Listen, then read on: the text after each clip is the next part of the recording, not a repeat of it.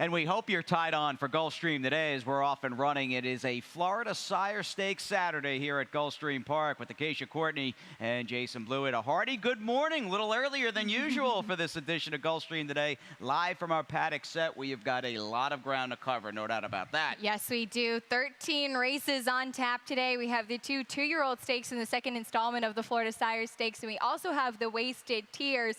Lots of stuff going on this afternoon, Jason, but we're very excited. Should be a lot of fun. We'll see if we'll have repeat winners or if some new faces will take those Florida Sire Stakes races. Now, we did have a repeat winner in the Beat the Expert Friday Challenge over on our Facebook page. The one and only Ron Nicoletti came out on top. 5 winners yesterday, and let's forget, and let's not really even point down that the average price was probably 6 to 5 or 7 to 5. A win's a win, as I told him this morning. That's right. A win is a win on Beat the Expert Day, so no winners.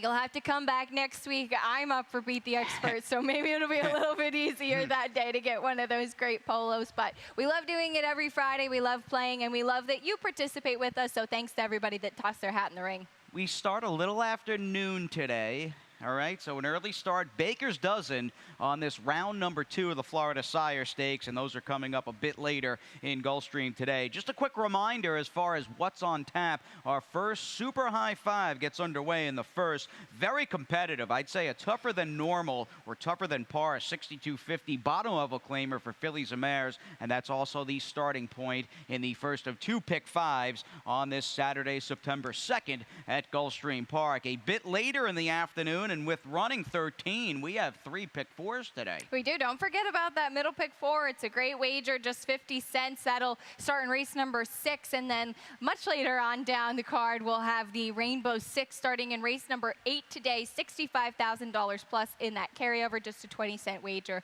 As always, maybe you have some opinions in the stakes, and then we cap things off with the 50-cent late pick 5. And it's a very tricky late pick 5. I struggled putting in a budget-minded ticket, and we'll talk about that sequence that includes both legs of the Florida Sire Stakes on this Labor Day, the unofficial end to the summer. Hard to believe, as I joked with you a few days ago on Gulfstream Weekly, my first summer since '98 not spent in Saratoga Springs, and I got news for everybody. The summer goes just as fast, even when you're in South Florida. Yeah, it's been crazy. I can't believe that it's September 2nd already. And speaking of Labor Day, we will be running on Monday a special Labor Day card, so don't forget to join us then as well. And the summer meet terrific down here. We still have 4 weeks or so technically left during the official summer meet at Gulfstream. I do want to thank the fans for supporting us. The handles averaged a little over 6 million a day. We've upped purses here locally at Gulfstream Park through September 30th by 5%. So there's great news in that department. And then 30% once we move across town, 8 miles west or so to Gulfstream Park West. And that will kick off for October and November. We'll be over there, and then we'll regroup and come back here for the championship meet starting in December. But it's been all good, and again, thank you to everybody that has supported the Gulfstream Park product. Yeah, we've got the best fans in the world. There's already a nice crowd in silks getting prepped for the card. A card in which, again, we have 13 races and only a couple of scratches or thereabouts throughout the afternoon. 131 entries on the program today as we head to the main track for the opening leg of the early pick 5 and the first of 13. It's a 5.5 furlong, 62.53 and up filly and mare claimer. And as I noted a few seconds ago, this might be the toughest 62.50 claimer we've run here all summer because you've got new claims, you've got a major drop down in Flash Jack, and I'm curious to see who you use to start the card. Well, I think you read my mind because my comment for the first race was competitive opener, so I'm in total agreement with you. I will use the drop down horse Flash Jack as well as the 2 recent claims, Dancing Wind and the number 8 Cowtown Spirit. You have another recent claim and Did Not Mean It. I took a wait and see with that one, but certainly could figure just using 2 horses, the inside 2, both have some speed in the second race. The third race, I'll use 3 horses in there. That's 7.5 on the turf. Bollara did seem to take to the grass last time, but I'll go with On Cruise Control on top and see if I can get that one home. The fourth race, the big question is this finally the day for Blonde Bomber? She certainly does look to figure in this spot, though she has been a money burner going as the favorite in all 4 of her races so far. I like Sarah's Day, perhaps as a bit of an upset with some experience under her belt. And then the 5th race is the Wasted Tears. King's Ghost, really, I don't think has ever been better. She's been very game in her last two to win by slim margins. But I wouldn't count out the 5 Justice Animo coming in off of a solid performance in the Panama City for Ralph Nix, who has a lot of big chances today on this 13-race card. $36 to start things off. And speaking of Ralph Nix, your leading trainer at Gulfstream Park, he's got no fewer than 4 set to battle in the Colt Florida Sire Stakes race, the Affirmed, a bit later in the afternoon. Of course, though, we talk about this field in the opener, and getting to the first, I think, major plot of the opener is the fact that you've got 3 new claims for 3 very shrewd and sharp barns. The number 3 horse, that is Dancing Wind, going off the claim for Rashawn Creaky and Frank Calabrese, moving towards the outside. Our top selection, the number 8 Cowtown Spirit for Barboza Jr., and then Marcial Navarro running the 9. Didn't mean it from the outside. You and I, though, both in the corner of the 8 Cowtown Spirit, who I'm sure you saw the same stat that we're about to pull up. This has been an operation that has just done incredible work, batting above 40%. I mean, this is really an otherworldly statistic over the last 60 months. It is, and I actually even narrowed that down. First off, the claim in the money last time out, and he's 6 for 15 over the past 5 years. And I thought that was pretty amazing that he does so well, even keeping horses that are in form and even stepping them up a bit. This one, she also has a lot of early speed, so that was appealing for me.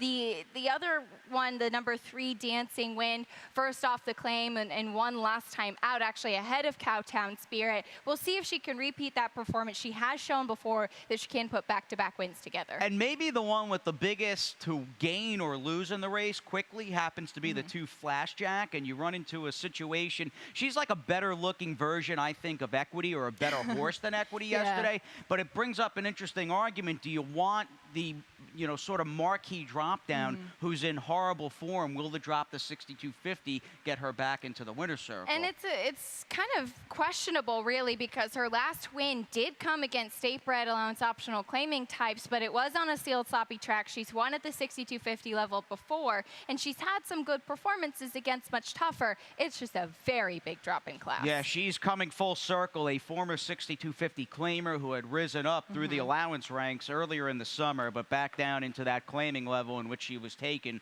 a few months back. On to race number 2, 2 lifetime 62.50 claimers in the opening leg of Saturday's early pick 4. It'll go way down the backstretch chute at 1 mile, and in judging by your early pick 5 and even our top 2 selections, it really looks like the heavy artillery, so to speak, is down towards the inside. Mainly the 1 Knockout Ranger, who's run well, relatively speaking, over his last few, and then you have the big speed for Gilberto Zerpa and the number 2 Grand Venezuelan. It looked like it could be a big early part of the day for trainer Gilberto Zerpa, whose barn has really just been on fire lately. Everything they've sent out pretty much has been running, and this one certainly ran last time. He won by 9 3/4 lengths to break his maiden, so he is a recent maiden winner. But since moving into the barn of Gilberto Zerpa, you cross off his turf race. His 2 dirt races have been really strong, and I like that he won at the 7/8 last time, and he's running the mile, so maybe a touch more distance than the sprint he did a few starts back is where he's most comfortable. And Knockout Ranger, on the other hand, although Grand Venezuela, and that's a good point, that he won last time out by daylight going 7, with Knockout Ranger, you've already got a horse who's accustomed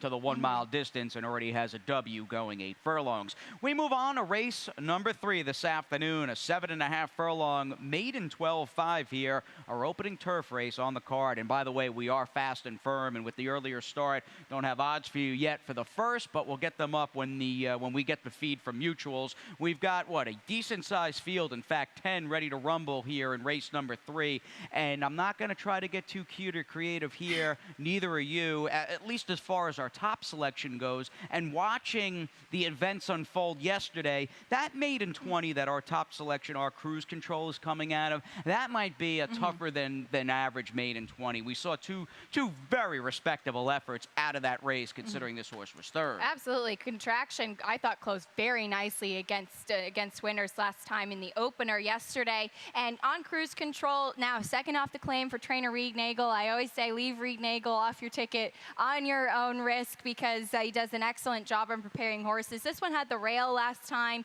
I think there's every reason to assume that he will take a step forward second off the claim. And as you said, I thought he faced solid company last time. Now the 7 Sunset Catch is going to take some play. Top Connections as David Fox looks for for a big afternoon. He could have a very big weekend as well. With Galleon Mast here is the horse to beat, along with Blue Harbor.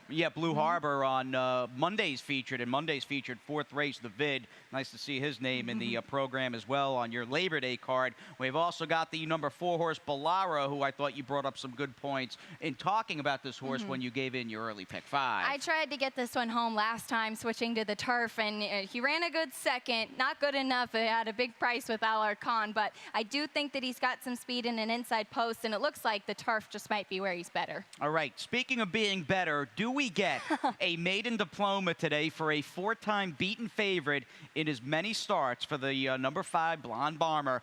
She's a Fort Larned filly out of an El Prado dam, and even though she was heavily backed in her first couple going 4.5, I think most of us felt that even if she won those races, she was going to be a filly that was going to continue to develop and maybe hit her best once the distances started to stretch out. She'll run 3/4 for the second consecutive time today for trainer Stanley Gold, and a race we're about to show you. What did you think of her last effort here, July 23rd? Well, she's the number 4. She is the gray. The one on the lead is the number 3, Gabrielle Elizabeth. We're picking it up from the quarter pole, and we'll let it roll from there. Gabrielle Elizabeth, I thought, huge improvement with the added blinkers, and she's actually going to be out in Del Mar in Graded Stakes Company now. We'll freeze right there as Blonde Bomber.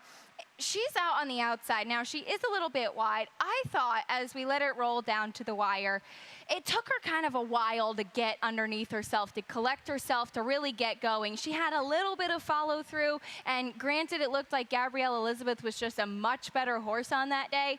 I really expected more from Blonde Bomber. So I do have a hard time putting her on top at a short price. That being said, she's certainly the one to beat, but I don't know if I'm going to lose my money on her again today. I think she's found the right field. I think, and again, I still think has some improving to do, but I think where she, and now granted she's had more chances than anybody in here, but I think she has set the bar in a particular spot, and these firsters or more lightly raised horses are going to have to improve a decent amount to get to where Blonde Bomber is already been on a consistent basis. Keep in mind, she also had disastrous trips in her first 3 races, and I thought the irony was the one time she pulled a clean trip was her last race, and she was just a flat third. I'm going to go on the on the offensive here and say she probably caught a deeper field than what she catches today in the 4th race. Tell me a little bit though about your New Year's Day filly, number 3, Sarah's Day, who's got the hot riding Miguel Vasquez coming out of a multiple win Twilight Friday. And this is a total guess in here. I like that Miguel Vasquez stays aboard, but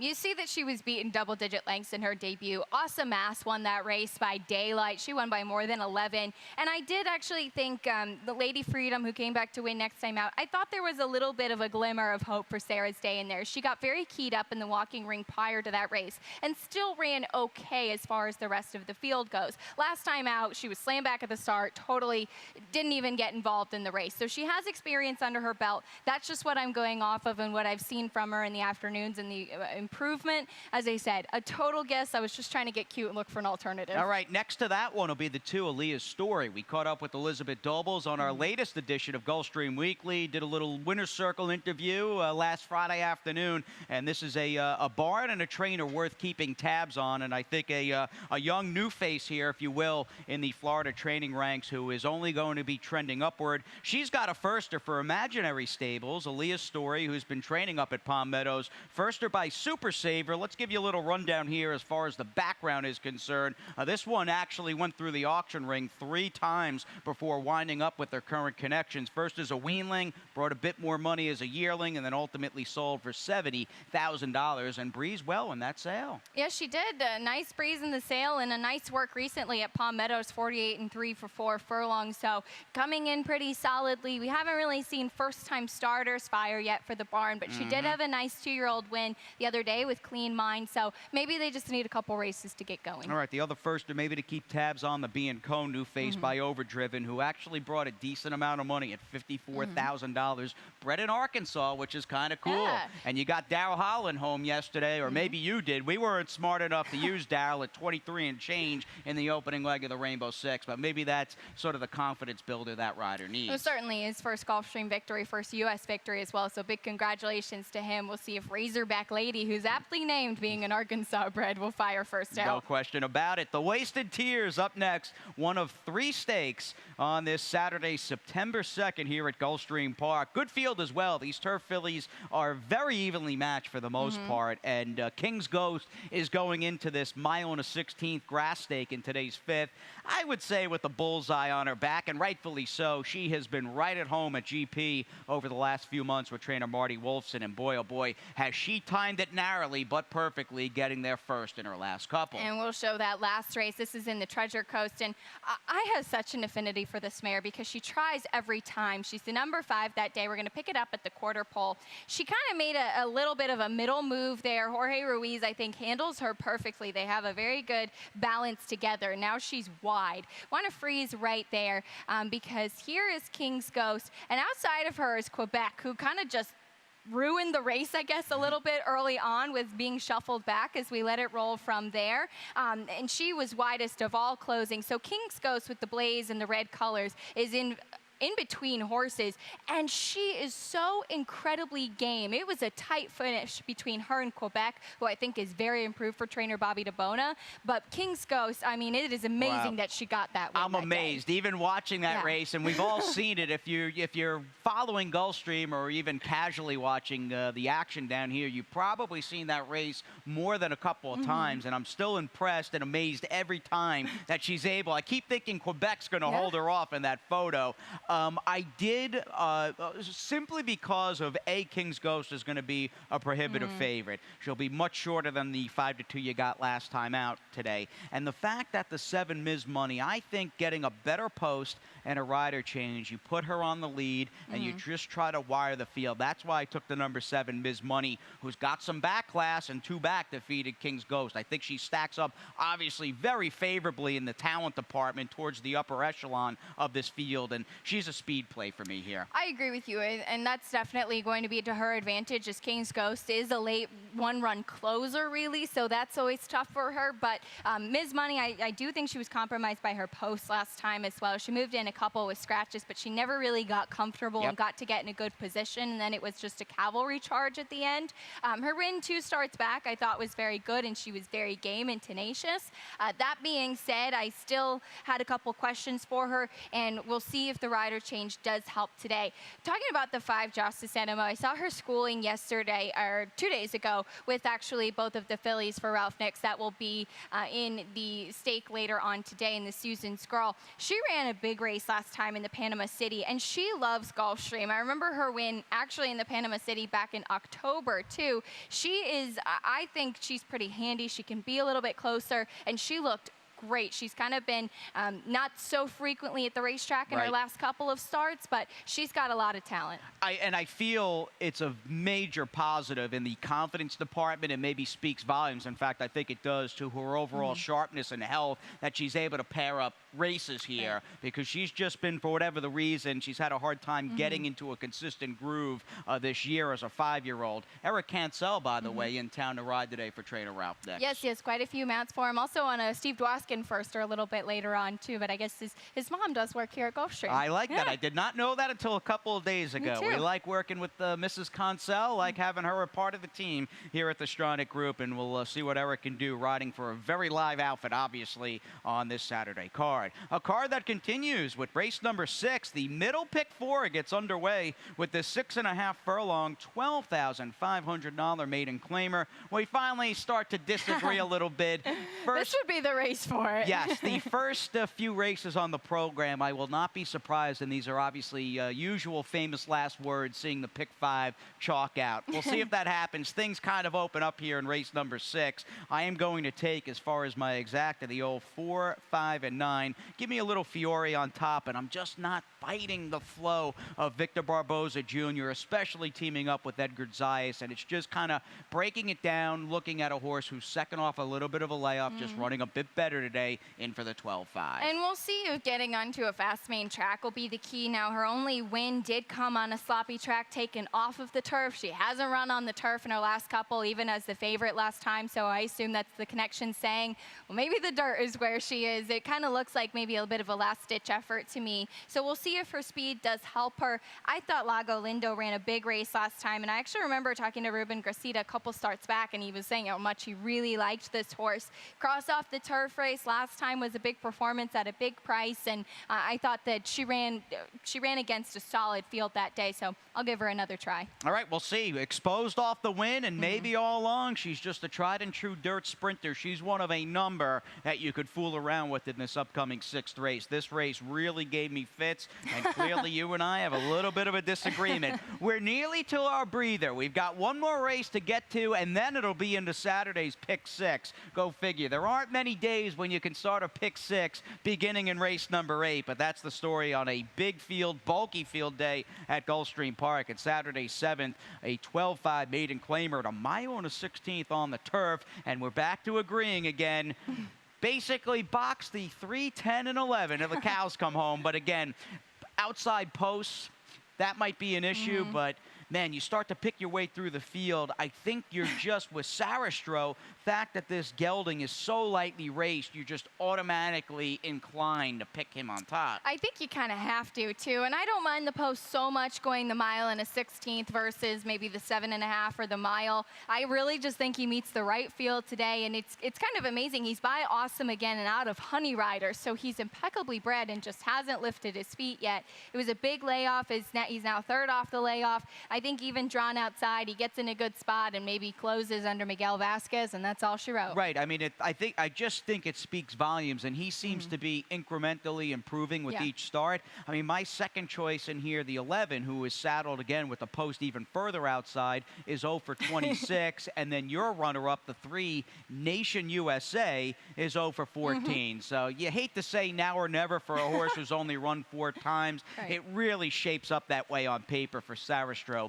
in race number 7. We did it. Rainbow Six time. Keisha's ticket, both legs of round 2 of the Florida Sire Stakes, and a whole lot more coming your way after a little breather on Gulfstream today. At ExpressBet, we celebrate the champions that make horse racing great. That's why we provide more ways to bet from more places than ever. We've built an entire family of brands to give players more of the rewards they deserve. Give bettors the information they need to win and provide a community for horse bettors. Because the best way to support the champions of horse racing is to champion horse racing. ExpressBet. We are racing. Hey, South Florida, it's time to get social at sunset. This summer at Gulfstream Park, as the sun goes down, the scene heats up. Join us each week for Twilight Racing Fridays, a fusion of horse racing, food and drink specials, and live performances by local bands. Enter drawings and play horse racing bingo, your chance to win incredible prizes. Live racing begins at 2:15. Admission and parking are free. Visit GulfstreamPark.com for more details. Gulfstream Park, Twilight Racing Fridays. Get social at sunset. And a hearty welcome back. A good morning. We're even pre-noon here on this Saturday edition of Gulfstream today. And again, it's hard to believe it's already Labor Day weekend, but we're settling in. It'll be a long one. Not a sprint. It's a marathon over these next few cards at Gulfstream cards. Stamina comes into play, and make sure you pace yourself. But again, with 131 entries spread across 13 races, you're dealing with some wickedly competitive events on today's card. And as far as the Rainbow Six, we had 2 singles in yesterday's last, but lo and behold, the carryover lasted another day. It lives another day, $65,000 plus, and I'm back to 43.20. I went to the Ron Nicoletti School today for the Rainbow Six, and I do think this is a very competitive sequence, and I have opinions in both of the stakes, but I still want to do some coverage because I don't know if we will 100% see some repeats in there. So to start things off, I'll use 2 firsters, the 3 Power Jack for Gilberto Zerpa and the 7 Secret Rose for Efren Losa Jr. Jr. Going to be using 3 horses in the 9th. That's a pretty competitive, those $10,000 claimers on the turf. We know that is a true battleground in there. And then as we get to the 10th race, that's where our stakes do kick off. I do like Awesome Mass and trying to give her a bit of the benefit and see if she can rebound off of last time, but Go Stray has speed, and I'm curious as to what we'll see from the 9 Desert Honeys, who might be very well bet shipping in, and I don't know how good she really is just yet. I really love the 4 Miago in that maiden special weight in the 11th, but I'll back it up with the Armando de la Cerda runner Papa Rizzo in the outside. And then in the boys race in the affirmed, that's in the 12th, we'll see if Phantom Row can repeat. Very intrigued by Capital S and World of Trouble, who does pick up Tyler Gaffleone today. Very interesting one for Kathleen O'Connell. Too deep in the 9th race. I thought that was pretty tough. To me, Polanco looks to be the one to beat. Trying to make it 3 in a row. 43-20, Jason. 43-20 through race number 13, and it all begins with a group of $12,500 2-year-old maiden claiming fillies. They'll meet in race number 8 on the Saturday card at 5.5 furlongs. We go with a field of 9, and you do have some guesswork here. This is obviously a race basically dominated by first-time starters, and as I looked around, I really looked no further once I saw Gilberto Zerpa and Armando de la Cerda. It's just my respect for these two operations and putting Power Jack on top of the number 2. Hold on, Emma. And in the case of Gilberto Zerpa, the thing, aside from his just winning on a consistent basis, obviously that's impressed me.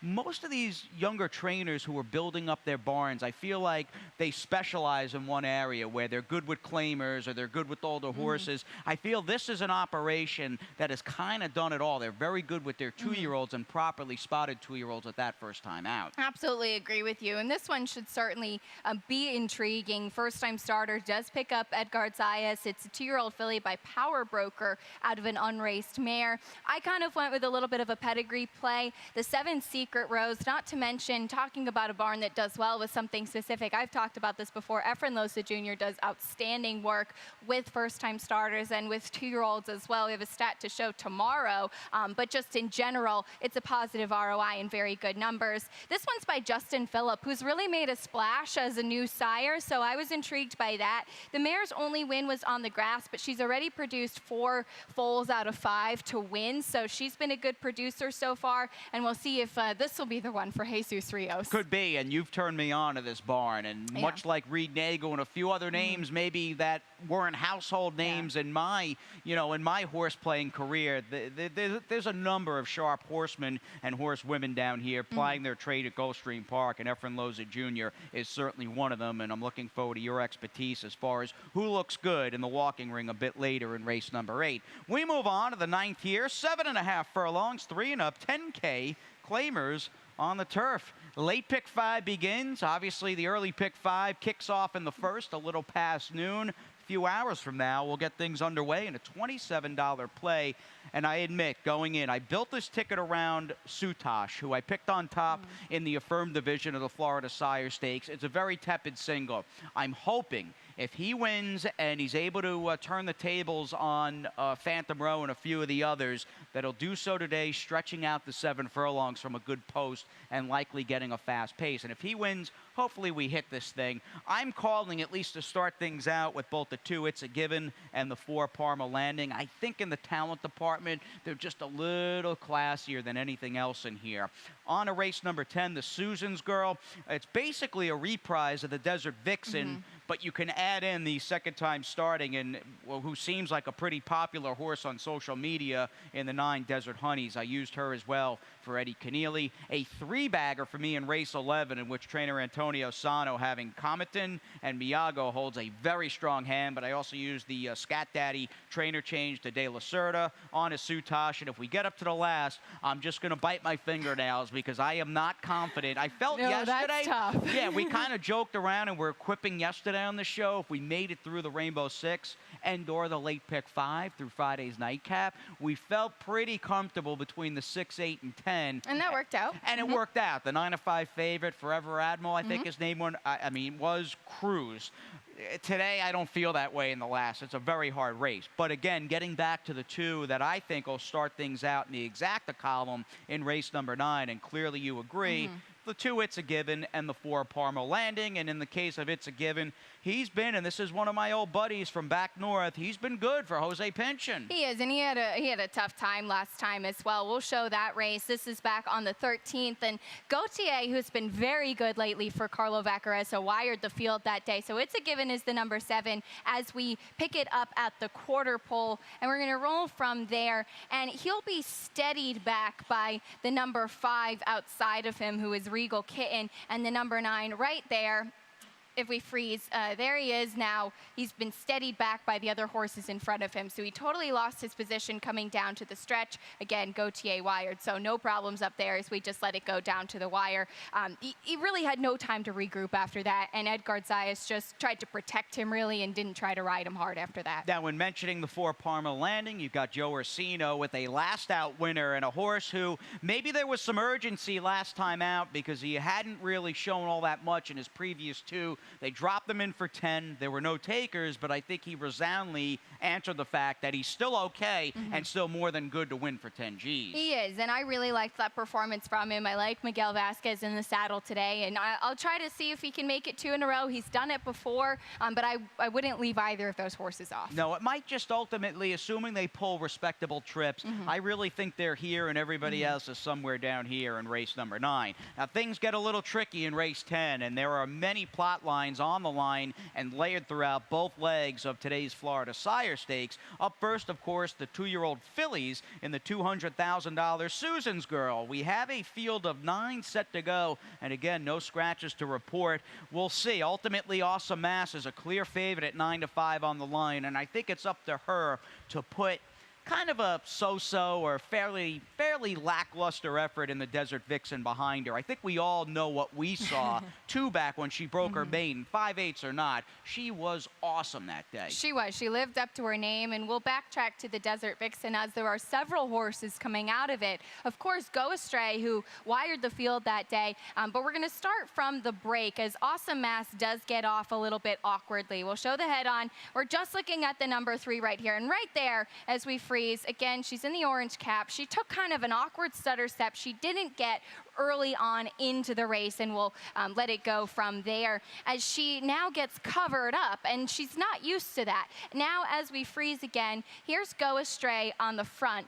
Awesome Mass tries to take it to her early, which doesn't turn out to be the best operation for her. She is comfortable when she's into the race early as we let it go from there. So it was just a much easier trip for Go Astray. After that, I think Awesome Mass had kind of been hustled up a little bit early. Want to freeze once again and just highlight Pantyhose on the rail, as I thought she did run a big race as she is still a maiden, and as we let it go again just down to the wire. And I'll be curious to hear your take on this race. I still thought Awesome Mass, who's now dueling outside, game to hold on. Yeah, she stayed on stubbornly, no doubt about that. And I just, for whatever the reason, whether she regressed a little bit off a big maiden win, or the start took a little starch out of her, I just don't think she showed up with her A-level effort. And as far as the rematch is concerned today, I think she's going to be a better horse than Go Astray and Pantyhose, and I think she's going to win this afternoon. You didn't use Go Astray at all. Look, I don't want to sit here and knock any horse who's already run. A 2-year-old who I said out of respect in my analysis in today's program and on the website, she reminds me of kind of a throwback 2-year-old. She's already run 6 times, which is great. And the fact that she is just blazingly fast, I think the water for her gets very deep today. And in fact, I'm going to say it's too deep. As she stretches out, I don't like her going 6-7 with other speed in the race, considering I think Awesome Mass is going to turn the tables. And keep in mind, between August 3rd and August 5th, there were a combined 12 winners, most of them wire-to-wire on the main track in a 3-day span here at Gulfstream, and I thought Go Astray caught a track that was very kind to her running style last time out on August 5th. I'm against her here. Let's talk about some of the others, including, and I guess the wild card's probably the maiden coming down from Saratoga, the 9, Desert Honeys, who's got to show that she can ship down here, stepping up in class, and can ship down to Florida, which is not an easy thing to do here in early September. It's not, and she hasn't worked here locally, which does concern me as well. And I looked, and as far as even the last 5 years, Eddie Keneally has not shipped anything down here in the summer.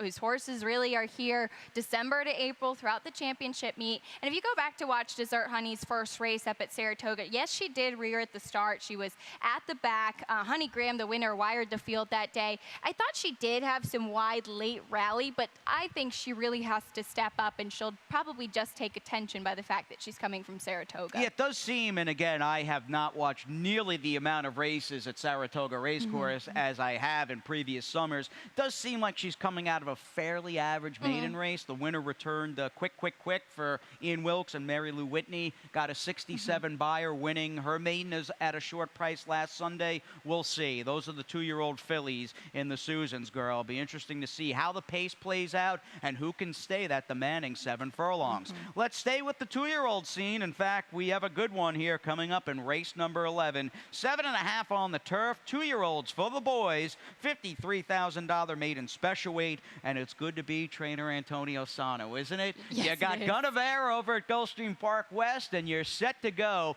I mean, an all-out assault on today's 11th race with Miago and Comiton. Yeah, and I thought Miago ran huge last time. We'll show that race. He really blasted out of the gate and was off the rail early on. He's the number 6 that day. And Renaissance Frolic, who was the number 4 in there, if we could just freeze it quickly. This is Renaissance Frolic again. Here's Miago in those typical Antonio Sano blue blinkers as we just let it go from there.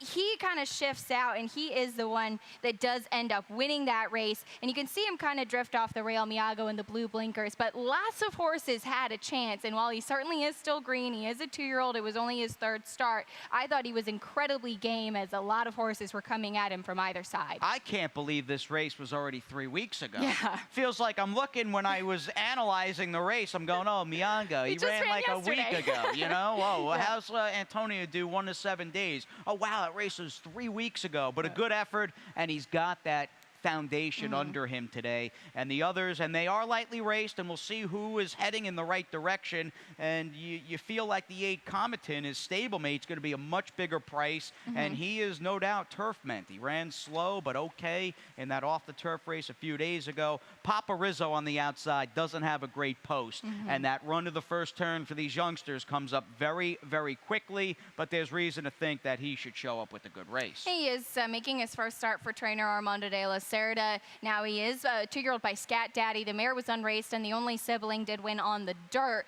or the only sibling to win, that is. But I do think that he's coming in off a strong grass race.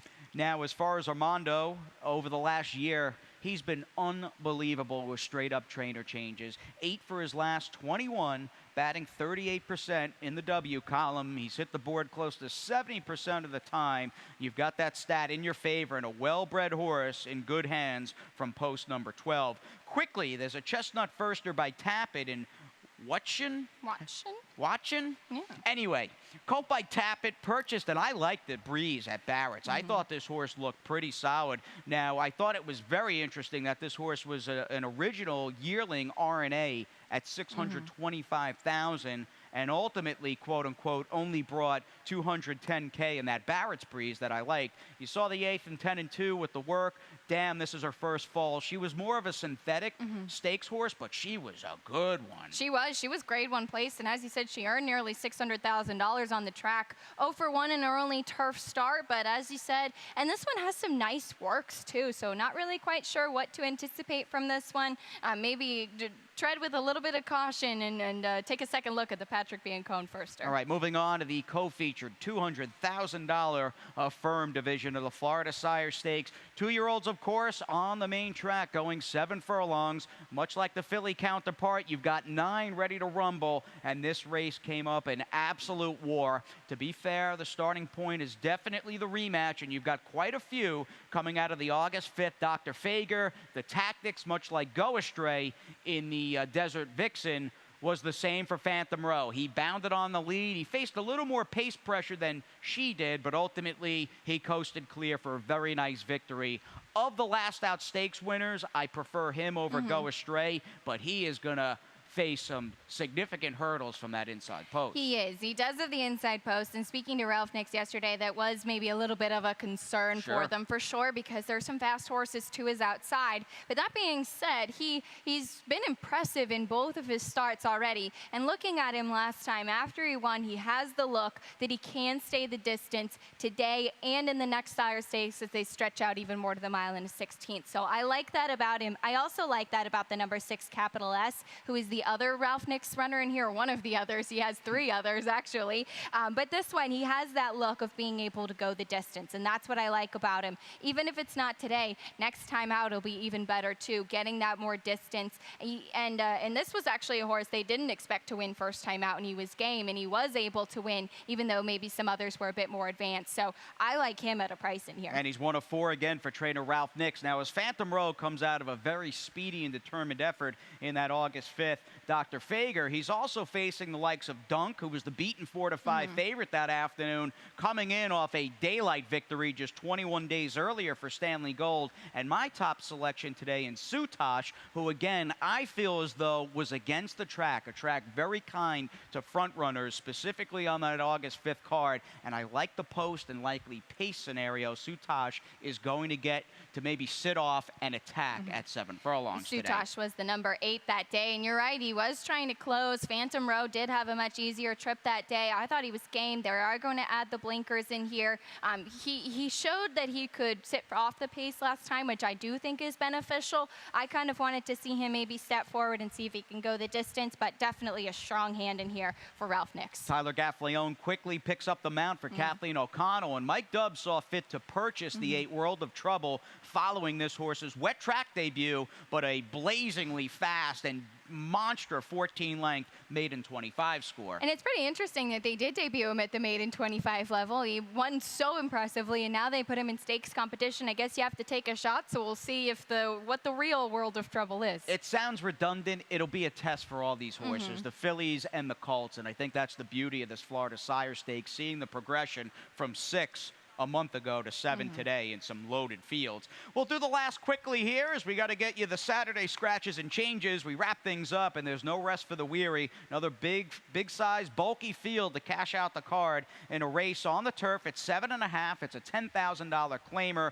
We might get some serious pace in this race, and that's ultimately how I'm playing it. And I just think with Zayas riding for a good barn, maybe a non-quote-unquote designer barn in Chad Stewart, I want Kiss Tell from the rail to end things. And I liked her the other day. Unfortunately, she scratched in a race taken off of the turf about a week ago, but seeing Edgar Zayas pick up the mount is certainly good. Consider good trip, stalking from the rail perhaps. I did land on the one that's just been in great form for the very sharp outfit of Rohan Crichton.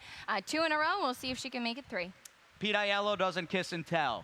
He does, however, tell the scratches. There's very few today. Good news in that department. The big man, Pete Aiello, coming away in just a few seconds. And, of course, you and I, along with the great Ron Nicoletti, will be back joining you a little before Saturday's First.